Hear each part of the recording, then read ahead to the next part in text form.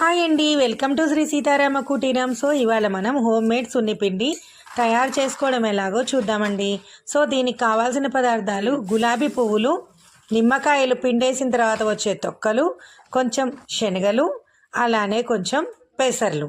So ఈ నాలుగిటిని కూడా మనం రెడీ చేసి పెట్టుకోవాలండి. మేమైతే నిమ్మకాయ చట్నీ పెట్టిన తర్వాత నిమ్మకాయ రసం పిండిన ముక్కలన్నీ కూడా ఎండబెట్టాం. ప్రతిసారి ఇలానే చేస్తామండి. అలానే పూలు కూడా ఇట్లా కొన్ని గులాబీ పూలు మనం తెచ్చుకున్నప్పుడు అన్ని రెక్కలు ఊడిపోతూ ఉంటాయి కదా, అలాంటి ఊడిపోయే వాటిని మనం ఎండబెట్టుకొని వాటిని తర్వాత గులాబీ రెక్కల్ని కూడా మనం గ్రైండర్లో వేసి మిక్సీ చేసుకొని మనం కొంచెం జాలీతో ఇట్లా జాలీ చేసుకోవాలి. ఎందుకంటే మరీ లావుగా వస్తే మనకి ఫేస్ కానీ దేని కానీ పెట్టుకోవడానికి బాగుండదు కదండి. సో ఫస్ట్ టైం చూస్తున్నట్టయితే ప్లీజ్ సబ్స్క్రైబ్ మై ఛానల్ అండి, షేర్ చేయండి. అలాగే మనం ఆడవాళ్ళం పెట్టుకోవాలి ఈ పౌడర్ అనుకుంటే కొంచెం పసుపు మిక్స్ చేసుకోవాలండి.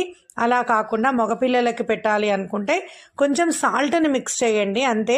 చూడండి ఒక్కసారి, ఇదేంటంటే మనకి బ్లాక్ షేడ్స్ ఉంటాయి కదా మెడ దగ్గర, ఎండాకాలం కాబట్టి చాలా చెమట పోస్తూ ఉంటుంది. ఆ చెమట వల్ల మనకు బ్లాక్గా అనిపిస్తుంటుంది మోచేతుల దగ్గర, ఇట్లా కొన్ని ప్లేసెస్లో ఏంటంటే బ్లాక్ వస్తుంది కాబట్టి అదంతా కూడా బ్లాక్ షేడ్స్ని చక్కగా రిమూవ్ చేస్తుందండి.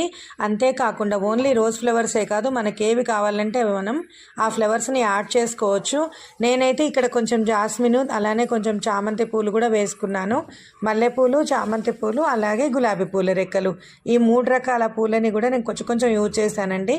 మనకు కావాలి అనుకుంటే మనం కొంచెం పసుపుని దాంట్లో మిక్స్ చేసుకొని మనం కలుపుకోవచ్చు. వాటర్తోనే కలుపుకోవచ్చు అండి, పాలే కావాలనేది ఏం లేదు.